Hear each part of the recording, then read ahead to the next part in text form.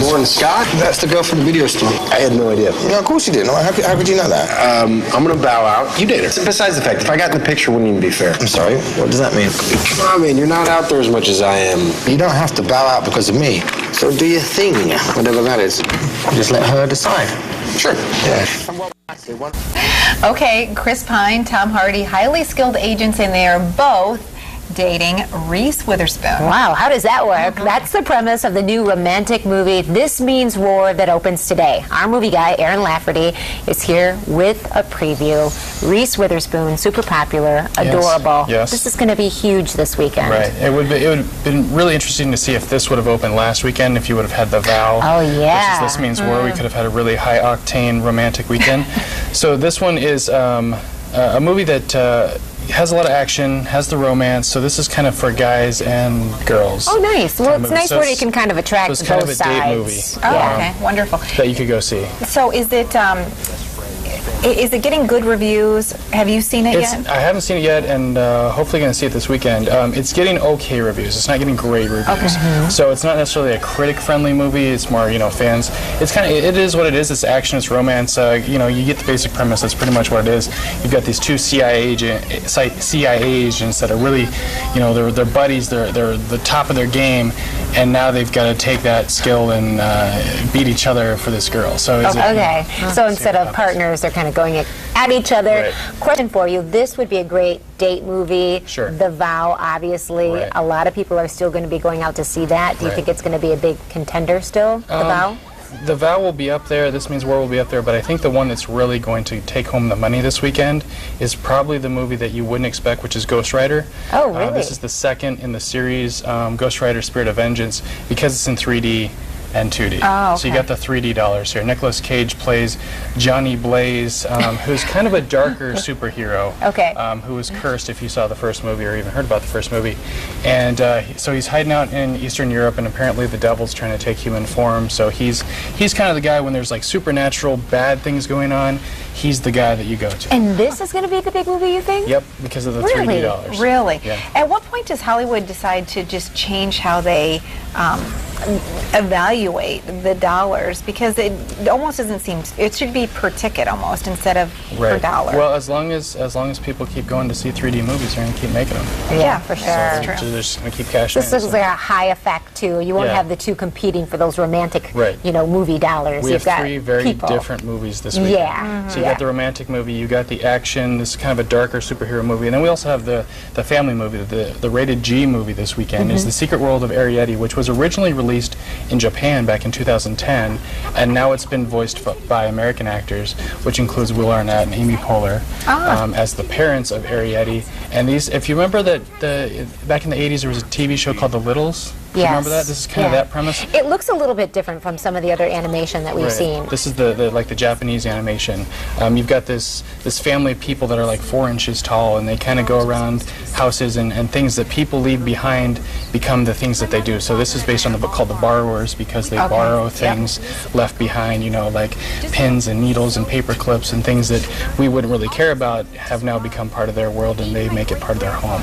Interesting. But everything kind of starts to unravel because she's discovered by a human. Okay, so would you recommend this? I haven't seen it, but it's actually getting the best reviews of all the movies opening this weekend. Yeah. The fact that it's rated G and has a bigger audience, do you think it's going to... I think it'll do well, because it's a family movie. We haven't had a family movie in the last couple of weeks, so there's your family movie. And if they translated it into English, it had to have a really wide appeal in other places too, and that's why they've done that. It did well overseas, so we'll see. Fantastic. See what it does here. Okay, so you have some picks for us this weekend. I'm super excited because there's actually one on your list that I have seen, and I really liked. But I have to say, it's probably one of the most disturbing movies I've seen in a long time. Well, I've been waiting to get this because I know you like this movie. We're talking about Young Adult, which is my pick in theaters this week. It's only playing at Woodland Mall. It eventually will come out on DVD. Charlize Theron is Mavis. She's recently divorced. She's a fictional writer. She writes young adult novels, so that's where you get your title. So she goes home after being divorced, and she wants to hook up with her former ex-boyfriend who's now married with kids. So it's kind of a weird romantic movie in the fact that she thinks she can get back with her ex-boyfriend, who, by the way, is married. Right. And it has a very happy life that she's thinks she can destroy. Right. So it's very odd. It's very interesting character study in the fact that she is totally neurotic. Right. She is crazy. But gorgeous. I mean, she is drop dead gorgeous, very talented writer, but just kind of that whole, maybe it's the psychological part that I really enjoyed in this. Plus, I love the guy from King of Queens. Patton Oswalt plays he's kind of the outsider. She's like the former prom queen, and he's like the nerd that got picked on in high school, and they become this weird friendship duo. And so he's trying to help her, and she's trying to do all this. So it's very interesting movie. Yeah. Very interesting character study. Yeah. And it is rated R. But it is rated R. It should be rated R, and it's it kind of leaves you feeling like, I don't know how I feel about this, but it was well done. It's an interesting character study. Not nominated for any Academy Awards. I was a little surprised. Got a couple because I Golden thought it was Globes, well done. Okay, so you have another one too that's very different. This is actually pulled out of the archives a little bit. You're going back. Yes, from 2006. Terry, I know you like Elf, so I know you like Will Ferrell. Here's a different kind of Will Ferrell movie. He's not, falling down, making you laugh.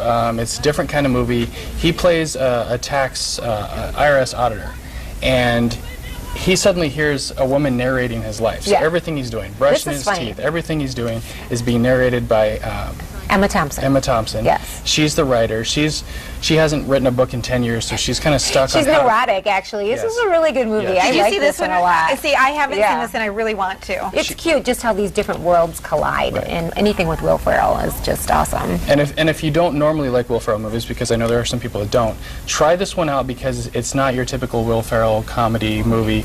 He starts to fall in love with Maggie Gyllenhaal, who he's auditing. She's a very different character than he is, the total opposite of him.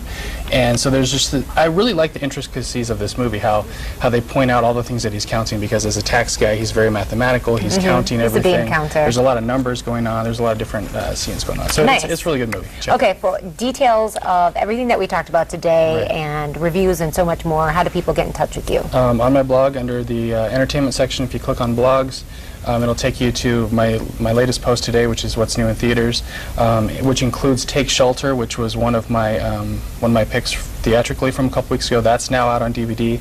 I highly recommend Take Shelter. Michael Shannon and Jessica Chastain, also no Oscar nominations for that movie. Okay. One of my favorites of 2011. And then also pointing out Mission Impossible 4 is now at Woodland Mall, and Sherlock Holmes 2 is now at Woodland Mall. Okay, Wonderful. thanks, Aaron. Appreciate it. We'll be right back. See ya.